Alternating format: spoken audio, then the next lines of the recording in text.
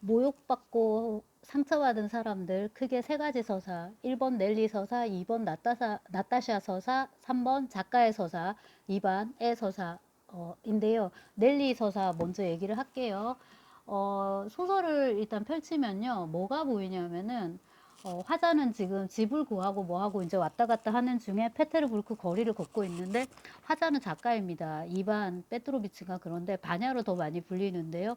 밀러 제과점, 이름이 밀러잖아요. 그러니까 독일인이 운영하는 이제 제과점, 과자점인데, 요즘 같으면 그냥 베이커리 카페 생각하시면 될 거예요.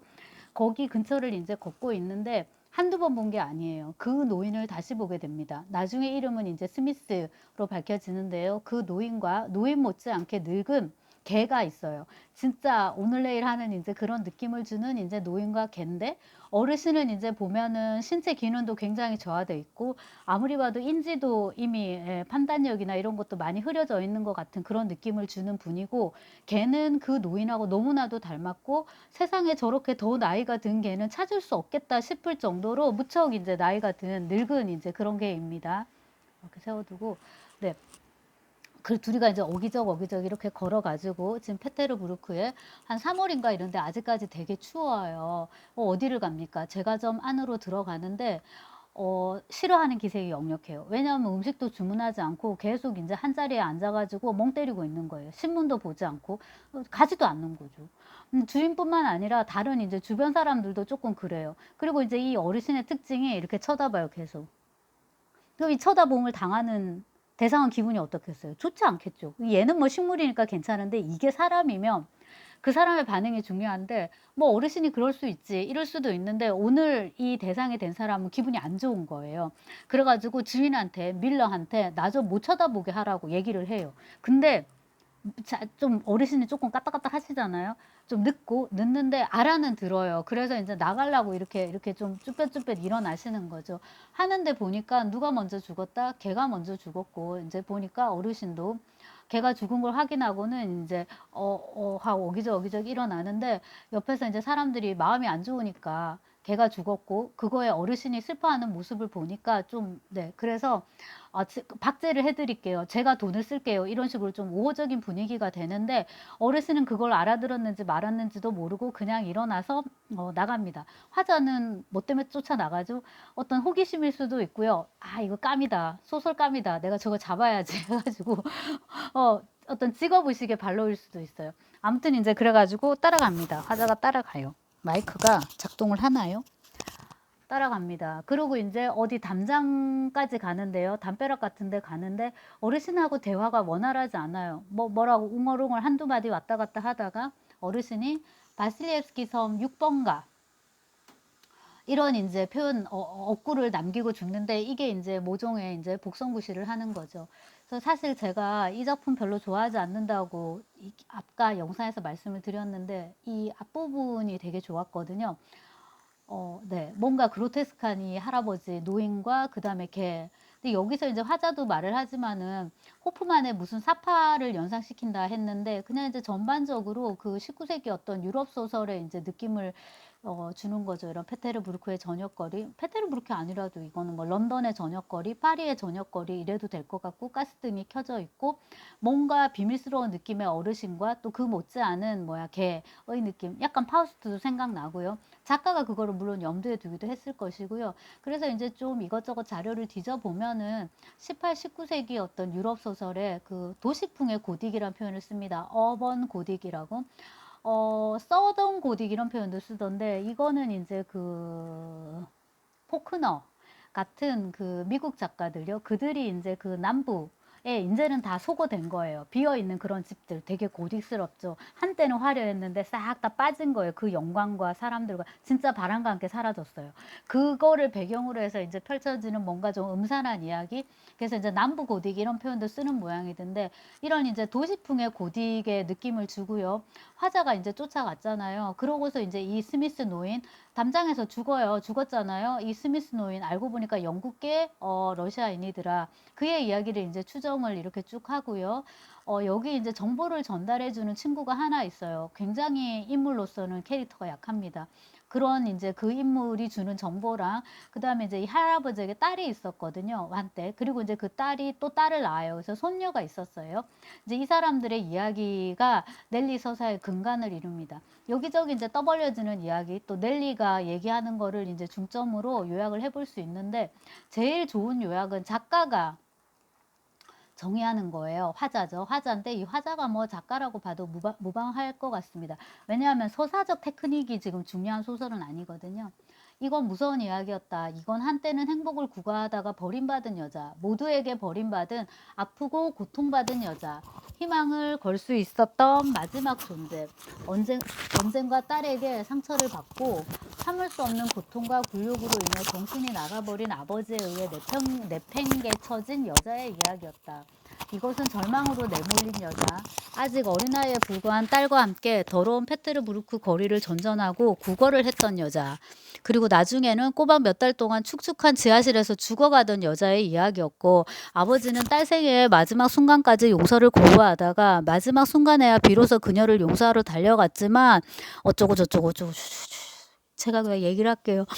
이 스미스 할아버지가요, 딸을 너무너무 사랑했는데요. 너무나도 사랑한 나머지 딸한테 구애하는 남자도 싫은 거예요. 여기서 이제 고디 코드가 환기가 되죠. 그죠? 그 근친상한 딸을 너무 병적으로 사랑해가지고 딸을 시집 보내기도 이제 싫은. 근데 이제 이 사람이 되게 부유한 사업가이자 공장주였는데 딸을 이제 그 딸을 구애하는 사람을 내쫓을 정도로, 청년을 내쫓을 정도로 딸을 사랑했는데 그 딸을 말하자면 낚아채가는 거는 남봉꾼인 거예요. 굉장히 얍삽한 이제 젊은 공작이 이 딸의 재산을 보고 나타나가지고 딸을 유혹을 하고 데리고 이제 유럽까지 톡겨버린 거죠. 서류나 이런 거 다 챙겨가지고. 그 다음에 이제 이 남자는 몰락을 하게 되는데요. 사업이 망하고, 사업이 왜 망했는지 동기화되지도 않을 뿐더러, 자, 그 다음에 공작 자기까지 있는 젊은 청년이 뭐 때문에 굳이 그녀와 정식으로 결혼하지 않고 이런 식으로 야반 도주를 하고 서류를 위조하고 했는지도 또 동기화가 잘 되지 않아요. 자, 이런 상황에서 이제 유럽으로 간 그녀는 아이도 낳습니다. 정식으로 결혼도 하고요. 왜냐하면 결혼해야지, 혼인증명서가 있어야지 재산을 빼돌릴 수 있잖아요. 결혼도 하고 아이도 낳는데 그 남자한테 버림받고, 페페르 쿠에니인데요. 처음부터 이제 그녀를 사랑했던 그 순정남이 여기까지 쫓아와요. 그럼 이건 삼각관계잖아요. 그런 게 이제 막 형성되는데 그 청년도 죽어요. 또 죽고, 이제 이 여자는 진짜 뭐 우리 옛날에 그 심파하고 똑같은 거죠. 그렇게 돼가지고 남자한테 배신당하고 돈도 다 뜯기고, 그 다음에 신세 완전히 망치고요. 또 완전 레미제라블이에요. 들으면 팡 뜯는가요? 그리고 이제 그 다음 가는 길은 이제 유곽인데요. 유곽으로 가지 않고 다시 돌아왔어요. 그러니까 매춘부가 되는 게 아니라 페테르부르크로 돌아왔다. 하지만 아버지와 재회하지 않고 이미 아픈 몸이 돼가지고 있는 상태고, 딸과 함께 이제 그 페테르부르크 슬럼을, 빈민구를 이제 전전하면서 살고 있는데, 어느 날 이제 산책을 하다가 우연히 자기의 애완견을 보게 돼요. 반려견을. 그게 이제 앞서 나왔던 그 개고, 이름은 아조르카입니다. 그 개를 통해 가지고 이제 아버지와 이렇게 간접적으로 재회를 하게 되고요. 아버지는 딸하고 화해할 생각이 없어요. 하지만 손녀하고 놀아요.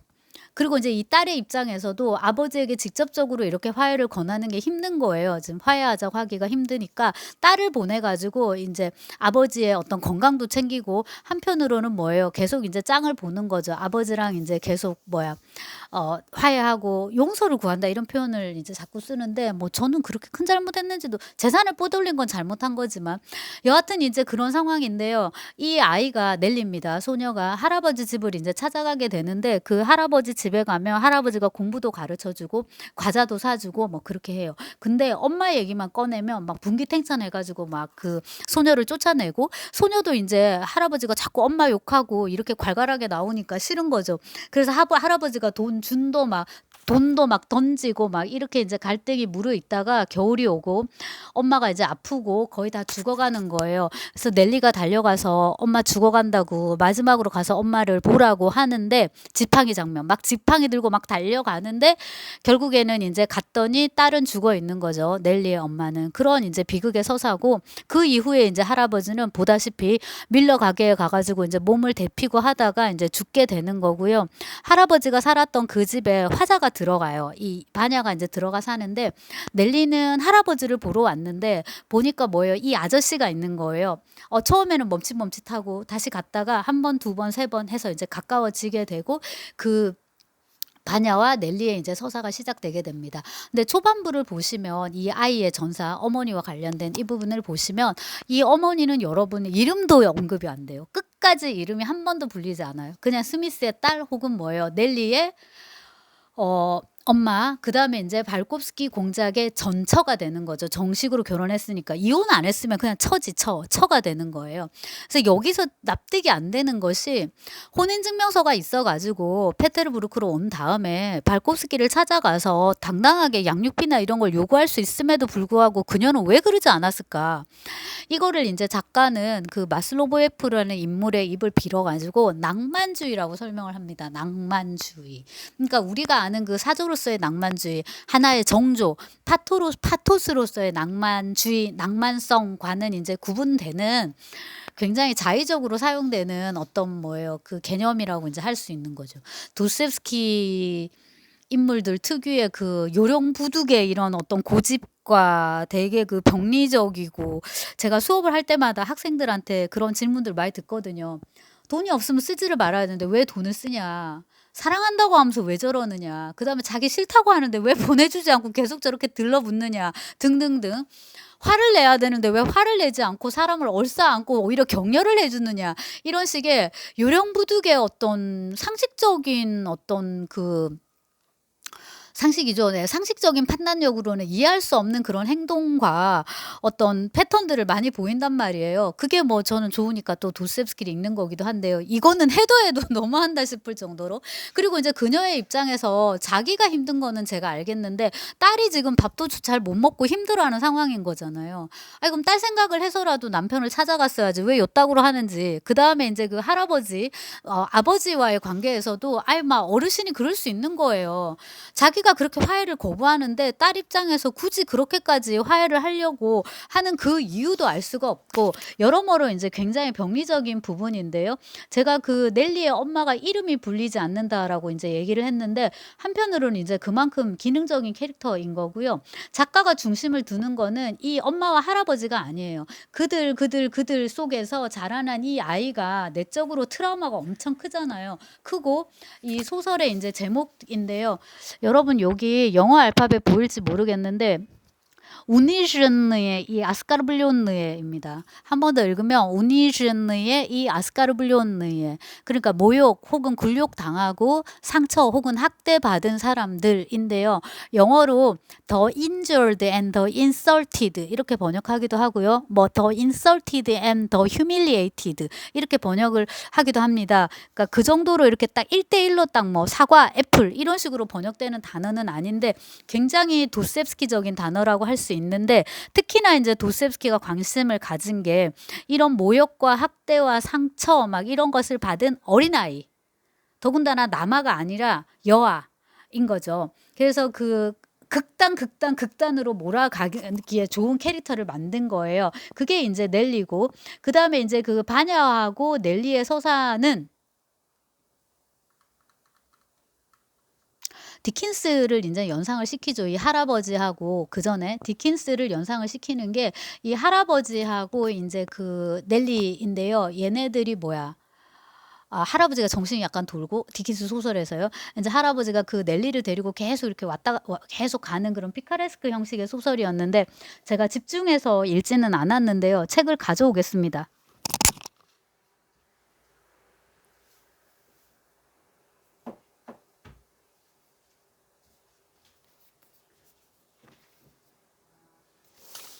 제가 이거 똑바로 못 읽어갖고요. 책을 광고를 할게요. 오히려 보시다시피 이 두께라서 똑바로 읽으려면은 되게 집중을 해야 되는데, 디킨스 소설이 사실 그렇게 제가 지금 막 재밌게 읽어지지는 않고요. 이거는 제가 아주 옛날에 대학 시절에 집에를 내려갔는데 TV를 보는데 이거를 방영을 해줬어요. 본 게 알고 보니까 그게 그거였어요. 어린 소녀가 문자 그대로 밑창이 달아요. 밑창이 달아가지고 발바닥에 구멍이 난 거예요. 신발 발바닥에.